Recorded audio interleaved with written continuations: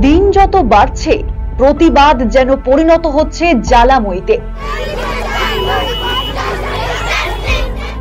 এক আরজিকরের ঘটনা কোথাও যেন হাজারো লাখো মানুষকে বেঁধে দিল এক সূত্রে।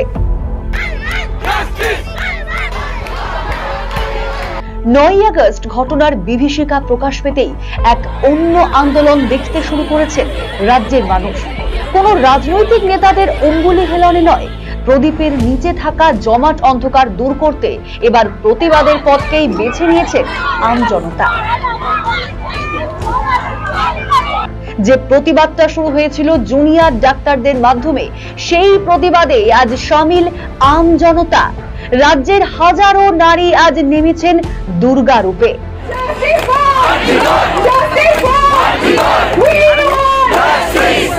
অসুর নিধনে যে দুর্গা হাতে তুলে নিয়েছিল নানান অস্ত্র, আজ সেই দুর্গারাই বেছে নিয়েছেন প্রতিবাদের স্বর। যে স্বর এক সূত্রে বেঁধেছে জাস্টিস ফর আরজি কর।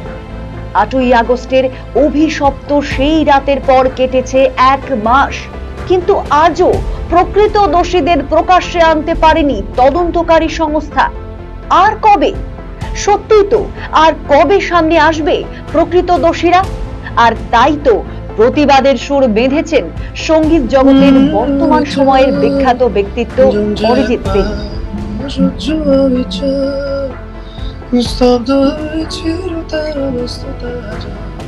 আর কবে মিলবে বিচার?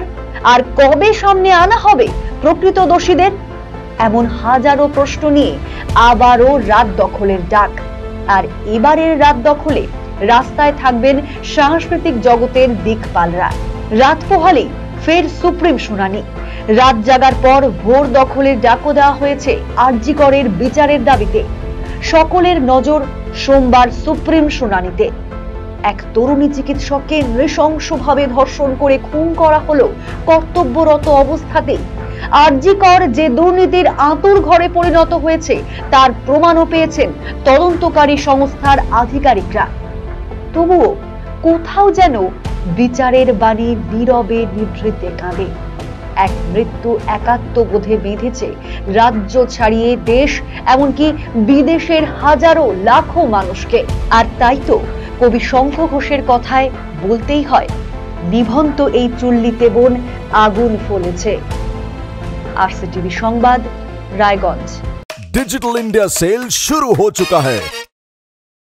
इंस्टेंट डिस्काउंट, सबसे कम दाम, पाए नो कॉस्ट EMI, बेहतरीन आफ्टर सेल सर्विस और बेमिसाल एक्सचेंज वैल्यू। आज ही रिलायंस डिजिटल आइए।